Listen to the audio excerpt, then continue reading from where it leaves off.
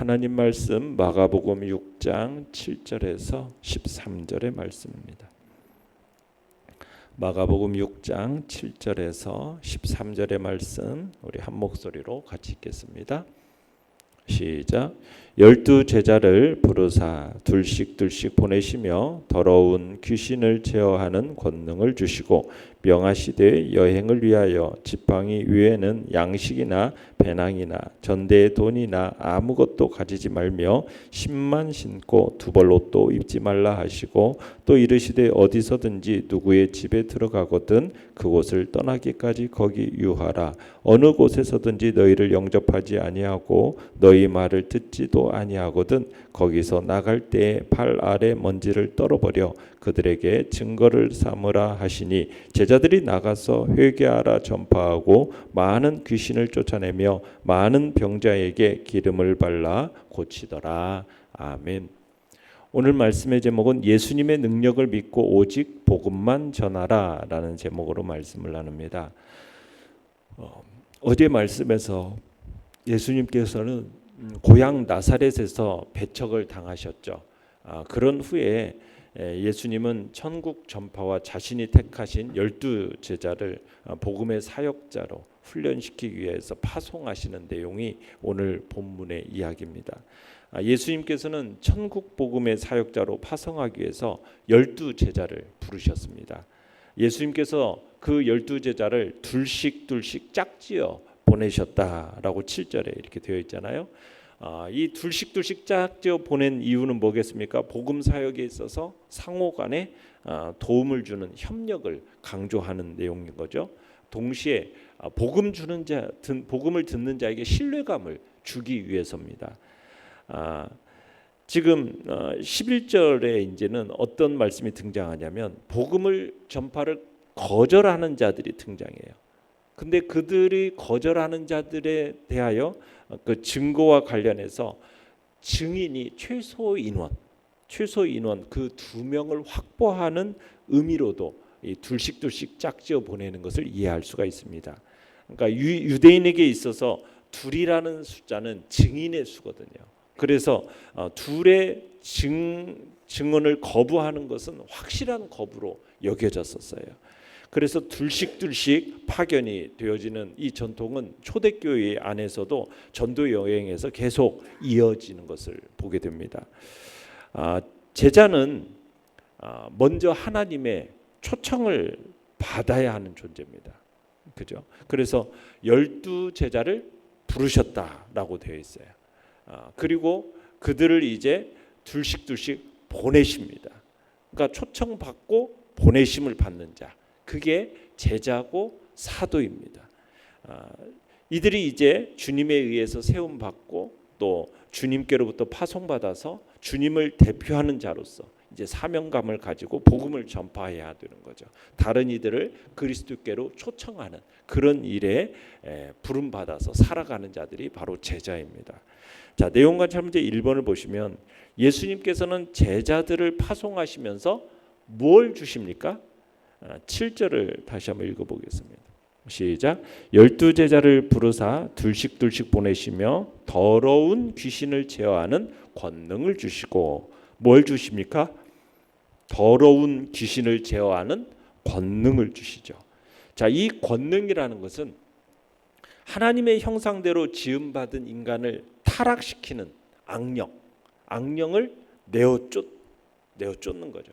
그러면서 거룩함을 회복시키는 권능, 그런 권능을 가리키는 겁니다. 그러니까 제자들에게 제어해야 할 대상은 뭐냐면 더러운 귀신이에요. 더러운 귀신이라는 것은 단순히 하나님의 대적자로서만이 존재하는 귀신만을 얘기하는 것이 아니라 이 귀신의 활동이 구체적으로 드러나는데 어떤 모습이라는 거예요. 악하고 더러운 그 모든 영적인 현상, 그리고 인간의 마음의 상태, 여기까지 다 포함되어 있는 겁니다. 그래서 하나님께서 더러운 이 귀신을 제어하는, 그래서 사람을 거룩함을 회복시키는 그런 능력이 우리 믿는 자들에게 주어졌다라는 거예요. 자, 그런데 여기서 보면 주시고라는 단어가 나오죠. 이 주시고. 이 주시고라는 단어는 헬라어에서 미완료 과거 시제라는 표현이 쓰여지는데 무슨 내용이냐면 제자들에게 이게 한 번에 주어지고 그냥 단위적으로 끝나는 게 아니라 계속해서 부여해 주는 그 권능을 계속해서 부여해 주는 그냥 딱 한 번 권능을 받아서 그것으로 자기 것으로 간직하는 그런 게 아니라 필요할 때마다 계속해서 요청해야 되고 그리고 계속적으로 부여받아서 사용해야 되는 그런 단어로서 주시고라는 단어를 사용하고 있는 거예요. 그래서 이 권능은 하나님 앞에 우리가 필요할 때마다 계속해서 요청하고 계속해서 부여받아서 사용해야 되는 그냥 딱 주어지면 한 번으로 받아서 그냥 끝나고 그걸 계속해서 사용하는 것이 아니라 끊임없이 우리가 하나님의 그 능력을 권능을 부여받아 계속해서 요청하고 부여받아 사용하는 그런 권능으로서 지금 주시고라는 단어를 사용하고 있는 겁니다. 그래서 제자들은 이 더러운 귀신을 제어하는 그 권능을 끊임없이 계속해서 요청하고 필요할 때마다 그리고 계속적으로 부여받아 사용하는 그런 사역을 감당해야 됨을 얘기하고 있는 겁니다. 내용관찰 문제 2번을 보시면 예수님께서는 제자들에게 여행을 위해 무엇을 가지지 말라고 말씀하십니까? 자, 8절 9절을 읽어보겠습니다. 시작. 명하시되 여행을 위하여 지팡이 위에는 양식이나 배낭이나 전대의 돈이나 아무것도 가지지 말며 신만 신고 두 벌 옷도 입지 말라 하시고. 자, 예수님께 제자들을 파송하시면서 전도 여행 기간 중에 지켜야 할 이제 몇 가지 원칙을 명하시는데 먼저는 뭐냐면 제자들에게 여행을 위해서는 지팡이 위에는 아무것도 가지지 말라고 말씀하세요. 지팡이 위에는 아무것도 가지지 말라. 양식이나 배낭이나 전대의 돈이나 아무것도 가지지 말라. 신만 신고 두 벌 옷도 입지 말라. 그러니까 전도 여행 시 지금 허락되는 물품은 오직 뭐예요? 지팡이뿐이에요. 지팡이라는 것은 뭐냐면 외부의 위험, 외부의 공격으로부터 자신을 보호해주는 기능을 가진 겁니다. 그 당시에 이제 무슨 짐승이나 이런 것들이 올 때 그 지팡이를 가지고 이렇게 자기를 보호하는 그런 도구로서 또 장거리 여행 시에 이 걸음을 보다 좀 가볍게 해주는 기능을 해주는 게 지팡이였어요. 그래서 지팡이는 허락을 했죠. 근데 지팡이 위에는 다른 것을 가지지 말라는 거예요. 자, 그러면서 이제 10절을 읽어보겠습니다. 10절. 시작. 또 이르시되 어디서든지 누구의 집에 들어가거든 그곳을 떠나기까지 거기 유하라. 자, 제자들은 어디를 가든지 그들이 머물 집이 있다라는 사실을 전제로 해서 지금 말씀하고 계시는 거예요. 그러니까 주님께서 제자들이 어디를 가든지 그들이 머물 곳이 있다라는 것을 미리 내다보시면서 이런 말씀을 하시는 거죠. 왜냐하면 제자들이 머물 곳이 전혀 없었다면 주님께서 미리 말씀하셨지 달리 말씀하셨지 굳이 누구의 집에 들어가거든 이라는 말씀을 하실 까닭이 없는 겁니다. 그러니까 이 말씀을 통해서 하나님은 자신의 복음의 사역자들에게 필요한 모든 것을 다 아시고 미리 예비하시는 분임을 얘기하고 있는 겁니다. 우리가 이 땅을 살아가면서 미리 앞날로 인해서 염려할 필요가 없다라는 거예요. 하나님께서는 언제나 우리보다도 앞서서 모든 것을 준비하시고 우리의 삶을 인도하시는 분. 우리는 어떠한 상황 속에서 적어도 흔들리지 말아야 되는 거죠. 언제나 하나님만 의지해야 되는 거죠. 우리의 삶 속에 섬세하게 모든 것을 배려하시고 준비하시는 하나님의 은혜, 이걸 날마다 체험하는 복된 성도가 되어야 되는 거예요. 자, 11절도 읽어보세요. 11절 시작. 어느 곳에서든지 너희를 영접하지 아니하고 너희 말을 듣지도 아니하거든 거기 나갈 때에 발 아래 먼지를 떨어버려 그들에게 증거를 삼으라 하시니. 자, 여기서 먼지를 떨어버려라 라는 떤다라는 표현이 나오는데 이것은 당시 이방 지역을 다녀오고 나서 유대인들은 반드시 발에서 먼지를 떨어버리는 관습이 있었어요. 뭐냐면 자기들이 이방인들의 어떤 가증한 관습, 이것이 무관하다라는 것을 표시하기 위해서 유대인들이 어디 이방 지역을 다녀오면 그 먼지를 떨어버리는 그런 관습에 관련된 표현이에요. 그러니까 주님께서 제자들을 영접하는 집에서는 함께 머물면서 그들의 복을 빌라고 말씀하시는 대신에 제자들을 배척하는 자들, 그런 자들을 향해서는 신발의 먼지를 떠는 행위, 그런 행위를 통해서 일종의 저주를 표현하고 있는 겁니다. 그러니까 제자들이 복음을 전할 때 그들을 영접하는 사람들이 반드시 있는 것처럼 또 어떤 사람도 있다라는 거예요. 그들을 배척할 사람들도 있다라는 것을 보여주고 있는 겁니다. 그러니까 복음을 전하면은 항상 우리를 받아들이는 사람만 있는 게 아니에요. 우리를 받아들이지 않는, 배척하는 사람도 반드시 있다라는 거예요. 그 배척하는 것으로 인해서 쉽게 실망하거나 낙심할 필요가 없다라는 거죠. 우리가 복음을 이렇게 소개하고 전함에 있어서 우리의 복음을 거부하는 것이 내가 부족한 탓이라고만 생각해서 스스로를 자책할 필요가 없다라는 얘기죠. 그러니까 예나 지금이나 이 세상에는 복음을 영접하는 자들이 반드시 있습니다.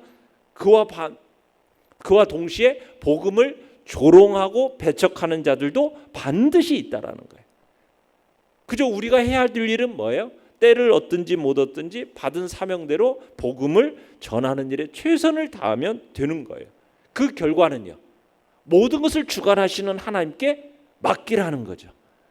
하나님께서 우리가 뿌린 그 복음의 씨앗에 대해서 가장 선하신 방법으로 섭리하실 것이니까. 그러니 조롱과 배척 속에서도 낙심하지 말고 네게 맡겨진 복음의 사명을 묵묵히 최선을 다하라는 거죠. 조롱과 배척이 심하면 심할수록 그 땀과 수고에 대해서 하나님은 더욱더 큰 상급과 칭찬으로 우리를 위로하고 격려하실 것입니다. 12절 13절을 읽어보겠습니다. 시작. 제자들이 나가서 회개하라 전파하고 많은 귀신들을 쫓아내며 많은 병자에게 기름을 발라 고치더라. 자, 주님으로부터 파송받은 제자들의 사역은 크게 두 가지죠. 첫째는 회개와 천국 복음을 선포하는 겁니다. 그리고 두 번째는 귀신을 쫓아내고 육신의 질병을 치료해 주는 것. 그러니까 제자들은 복음 전파와 함께 귀신을 쫓아내고 질병 치료 사역을 이제 병행하면서 천국의 능력과 영광을 총체적으로 증거하고 있는 거죠. 자, 영과 묵상 문제 3번으로 가겠습니다. 자, 예수님께서는 왜 지팡이 외에는 아무것도 가지지 말라고 말씀하십니까? 왜 그랬겠어요? 제자들이 떠나게 되는 이 전도 여행이라는 것은 사람의 힘으로 되는 게 아니라 하나님의 섭리와 하나님의 도우심 속에서 이루어진다라는 것을 강조하기 위해서 지팡이 하나만 들고 가라는 거예요. 너희들의 모든 필요는 하나님이 다 알고 계시고 미리 준비해 놓으시니 하나님의 능력에 전적으로 의존하는 신앙을 갖고 복음 전파의 사명을 감당하라라는 의미에서 지팡이만 들고 가라고 얘기하신 겁니다. 그러니까 주님의 명령은 다만 천국 복음을 증거하면서 오직 하나님의 능력만을 의지하라는 거죠. 그러니까 주님께서는 전도와 선교라는 것은 오직 하나님의 능력, 하나님의 은혜로만 되는 거지 그것이 인간의 어떤 수단이나 어떤 재주로 되는 게 아니라는 것. 그것이 제자들로 하여금 체험적으로 깨우쳐 알게 하기 위해서 주님께서는 지금 지팡이 위에는 아무것도 가지지 말라고 명령하셨던 겁니다. 느낀 점 4번입니다. 철저히 주님의 능력만 신뢰하며 사명을 감당하는 제자들의 모습에서 무엇을 느낍니까? 우리가 하나님의 말씀을 증거하고 천국 복음을 증거하면서 하나님의 나라를 확장시키는 일은 인간의 수단이나 인간의 어떤 이 땅에 뭘 가지고 이루어지는 것이 아니다라는 것을 우리로 하여금 느끼게 합니다. 오직 하나님께서 주시는 능력과 하나님이 주시는 그 은혜로만 이루어진다. 이것을 우리가 느끼면서 우리가 하나님의 나라가 이 땅에 속한 것이 아니기 때문에 우리는 정말 주님의 능력만을 신뢰하면서 사명을 감당하는 제자가 되어야 될 것입니다. 우리가 어떤 인간적인 수단에 의지하지 말아야겠습니다. 어떤 사람들이 복음 증거를 하나님의 능력이 아니라 자기의 지혜나 어떤 돈이나 세상의 권력 이걸 통해서 이루려는 시도들을 합니다. 그건 다 헛된 시도입니다. 오히려 그것들이 하나님의 영광을 가리고 선교의 문을 닫아버리는 거예요. 그게 어리석은 실수를 저지른 일들이 참으로 우리 기독교 역사 속에서 많이 있어 왔어요. 우리가 하나님의 일을 하면서 인간들이 할 수 있는 최선의 준비, 노력 물론 해야 됩니다. 그러나 어떤 순간에도 하나님의 종일 뿐이지 우리가 그분의 자리를 대신해서 하나님의 일을 할 수는 없는 거거든요. 그러니까 우리가 하나님의 나라를 확장하는 이 구원 사역은 인간의 힘이 아니라 오직 하나님의 능력으로 되는 것이라는 사실을 우리들이 기억하면서 우리가 하나님만을 전적으로 신뢰하는, 의뢰하는 그런 복된 자리에서 또 우리가 해야 할 일이 정말 하나님을 신뢰하는 가운데 복음 전파 사역을 충성스럽게 감당하겠다라는 그런 결단이 우리 안에 있어야 하겠습니다. 결단과 적용 5번입니다. 내 지혜와 화려한 언변, 물질을 내려놓고 주님의 능력만 믿으며 복음을 전해 결산에 이른 적은 언제입니까? 복음을 배척하는 사람의 냉대나 차가운 말을 떨어뜨리고 담대히 복음을 전하기 위해 무엇을 결단하겠습니까? 오직 예수 그리스도의 지혜와 능력을 신뢰하면서 우리가 전도자의 사명을 감당하겠다, 주님의 제자가 되겠다 결단하시면서 참으로 우리가 어떤 상황 속에서도 복음을 받아들이는 사람도 있지만 배척하는 사람, 조롱하는 사람 반드시 있음을 우리들이 알고 그것에 우리가 낙심하거나 절망할 필요 없이 그런 가운데서도 우리가 꿋꿋이 진리의 복음을 전하는 자로 살아가겠다는 결단이 우리 안에 있기를 바랍니다. 오늘의 기도 같이 읽겠습니다. 시작. 예수님의 능력만 신뢰하며 내가 속한 자리에서 전도자의 사명을 감당하게 하소서. 아멘.